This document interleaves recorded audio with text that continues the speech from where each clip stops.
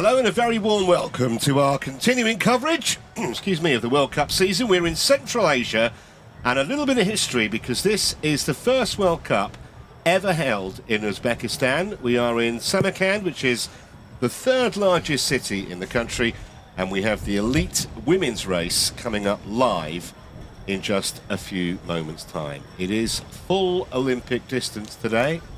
Give you an actual idea visually of this course. They won't come out the water, by the way, so they just go on for 2 loops to make up that 1,500 metre distance. That is the bike course. Effectively goes round the lake. They have changed it slightly, taken out a few of the zigzags because of the heavy rain that we had last night, just made it a bit too dangerous. The run is pretty flat, round to the finish, 10 kilometres total distance for that. Well, my name's Trevor Harris, delighted to have Annie Emerson alongside me for this one. And Annie, first of all, yet another new country getting to stage a World Cup. So proof positive as we look at the start list that triathlon is a truly global sport. It truly is. These are wonderful scenes. What a beautiful place to have a triathlon in Uzbekistan. Wow. I actually had to look on the map where it is. I hate to admit that. But I guess I'm not sure I expected this. It's absolutely stunning. It looks positively tropical. So away they go. We are underway here. And we have 36 women taking their chance here in Samarkand. And just think, for 1,500 metres, that this one could be absolutely ripped apart. Well, we've only been in the water, or they've only been in the water for 4.5 minutes. And just look at the gap, first to last. It's absolutely colossal. As Ferzinger is just storming away at the front. There's a load. Kind of quite... I wouldn't say on her feet, but not a million miles. So there we go, that's a better shot. That's a much better shot. So we've got 3 or 4 in kind of relatively close proximity, but behind that, it is really starting to break up only 5 minutes in. Well, this is the very familiar stroke of Therese Ferzinger. The stroke is absolutely stunning. It looks effortless, doesn't it? Totally effortless. And watch her, she looks up there, has a little chance to make sure she's on track. She's breathing to the right at the moment, but she breathes to the left as well. And, I mean, I'm sure that, look over her shoulder there, who's behind me. I mean, it's just a stunning swim stroke. They're out the water, just shy of 20 minutes. There is Meisner, chasing hot on the heels of Therese Ferzinger. And those two have got a little bit of a lead. Ferzinger already wheeling a bike. Fulliger far left. I think we might get a lead group of maybe 4 or 5 here. Yeah, Jess Fulliger, a great cyclist as well, has a really good swim-bike combination. Rainsley just going out. A couple of the Chinese athletes as well. Zane is there. Meisner, Fulliger, Ferzinger and Michlakova, the 4. There we go. And Lynn, currently with in the group with Rainsley, 16 seconds back. These girls here, not known for the 10k speed, are probably going to need a couple of minutes over them, I think, to stay away over 10k. But we're not halfway through, and they already have around about a minute. So unless that group comes together and works really hard and pulls some time back, but I'm not sure that's going to happen. Well, time will tell. I do think it's heartening sometimes to see the triathletes that really made the impact in the water make it count on the bike. It doesn't always happen. You see, leads evaporate pretty quickly and then they all come together, or they get swallowed up by a chase pack inside the first lap. It hasn't happened here. Fulliger, Meisner, Ferzinger, a third of the way through this bike course and with a handy 1 minute plus lead. 2 little groups have come together now. So there was a small chase pack and a bigger one, and they have all come together. They're going to have to work hard. They're going to have to start talking with one another and working out who is going to start pushing the pace at the front and taking their turns. It's dropped to 1:11 in the last few hundred metres. It looks like they've lost another 10 seconds. Yeah, there are 13 now in this chase pack. Our 3 athletes really working well out in front. Lena Meisner, I think, here will be pretty excited to find herself in this position, but it's all down to a lot of hard work, a great swim. She sat on the feet of the Austrian athlete, around the 1500 metres, which is fantastic. I think Theresa Fersinger perhaps didn't go full gas as she did in Chengdu. Oh, there we go. Just shy of 2 minutes, yeah, what we thought. We'll be somewhere in between. Will it be 2:15? Yeah, we'll both be the difference. Yeah. First job, make sure you get off before the line. Don't need to pick up any stupid time penalties. Definitely not. Theresa Fersinger first. That looked good. So Fersinger going to go to stand number 32. What is the number of the last athlete?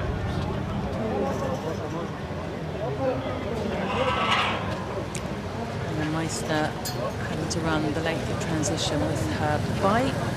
Shoes are on.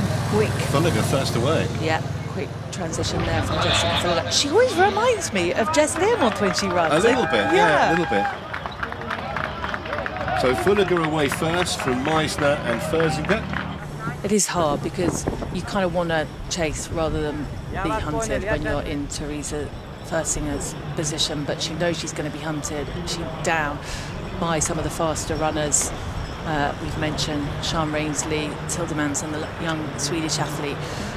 So this is going to be a tough 10K for her. We'll have to see what she's got left in the tank. Lena Meisner now just coming up alongside her, Jess Fulliger, and saying, I'm still here. So these 13 just haven't been able to do anything in terms of more back the deficit. They've lost time on every single lap. Slupek away well with clamped. Well, 2:28, that is a lot to make up. Tilda Manson, one of the last of the athletes going out. There's Vicky Holland, just behind two. So there's Zuri Ide, first sight of her, and Sandra Dode also, and they're like 8 minutes back. And that is a tough sight for those athletes. Yeah. Thankfully, they left transition in Yes, time, not just. to see our leaders coming through as they were arriving back at the end of their bike, and these athletes having done 2.5 kilometres already. Gap is growing between Fulliger and Meisner back to Fersinger. But she's looking smooth. Yeah, she's got obviously time in the bank, so Let's have a look at what she's lost here. that's going to be the critical time. Is going to be the gap between Fersinger and the nearest pursuer. Certainly is. Well, 13 seconds back after that lap. You know what? Over 2.5 kilometres, what's that? 5 seconds a kilometre. You know, that's not a disaster for No, not at Theresa Fersinger. Far from it. Slupek's actually got a little bit of a gap between her and those behind her. She's 9 seconds clear of Tanja Neubert, racing with the other German, Selina Klampt. Off the back of a really strong race in Chengdu, where she finished 3rd, and actually she finished behind Tilda Manson.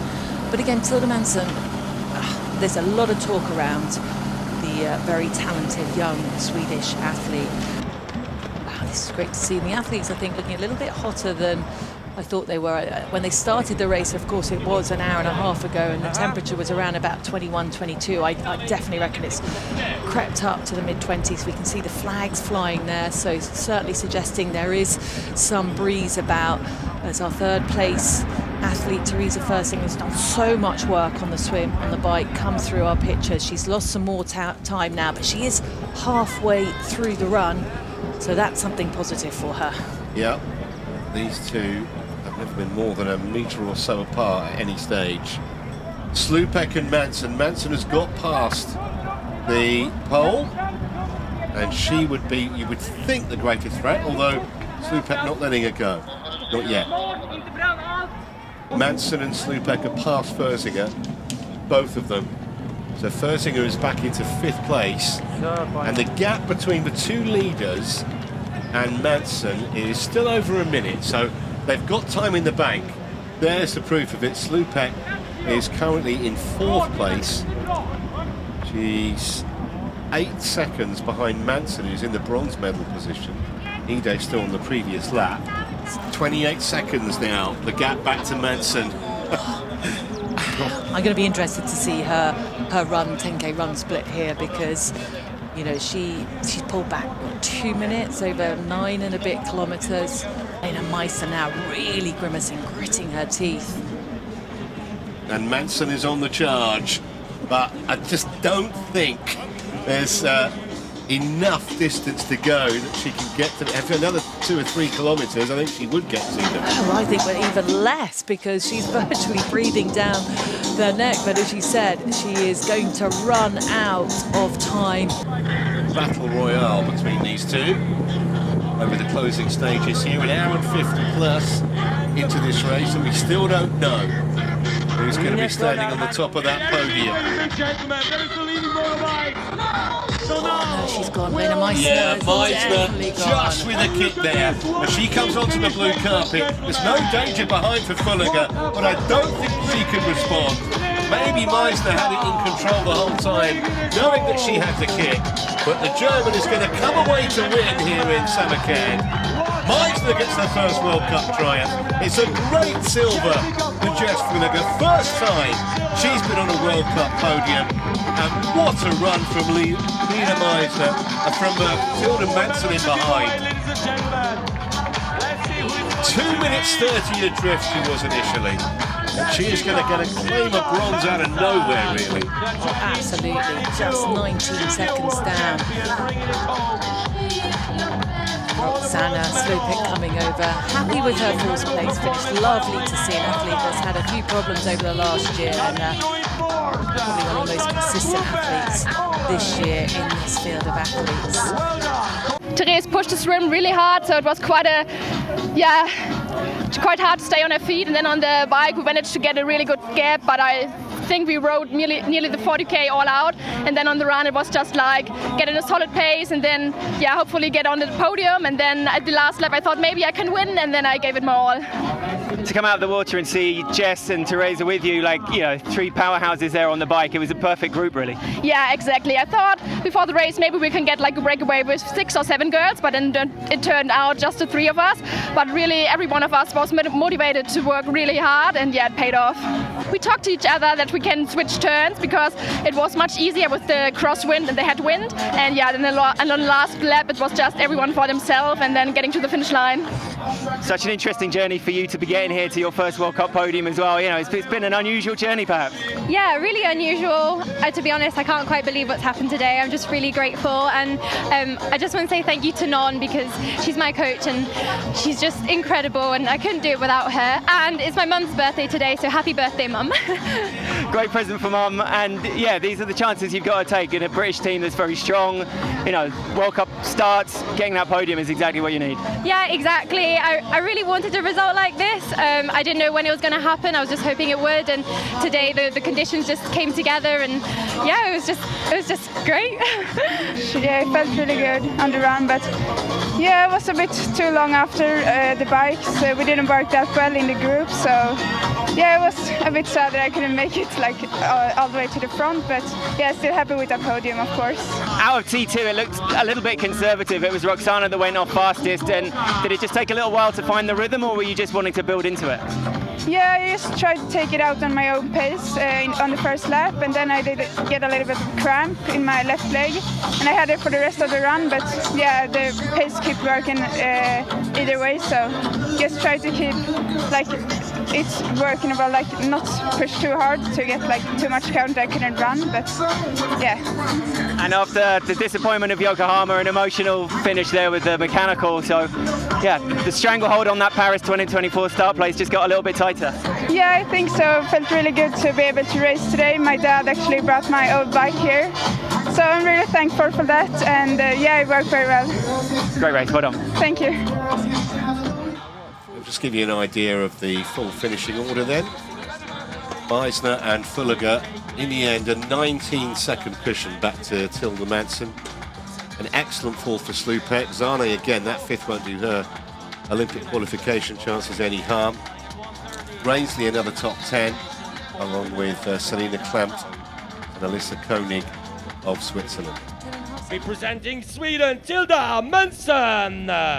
With an absolutely lightning quick run. Came from about 2.5 minutes off the pace. Get on the podium. All effort. Swede had that bad luck in Yokohama last weekend with the bike saddle. Had to retire from the race. She's still looks like she can't quite believe it, doesn't she? I think it's because she can't. I mean, I love to see an athlete, you know, when the hard work pays off. It's just so wonderful to see. And I don't think this will be, or I think rather this will be the first of many podiums for Jess Fullinger. Elena Meissner! Just got the feeling when watching Meissner just ease away from Fullinger right at the end. Maybe she had it kind of planned all the way through, sit on the shoulder, and she reckoned that she had the beating of Fullinger over in a couple of 100 metres in the sprint.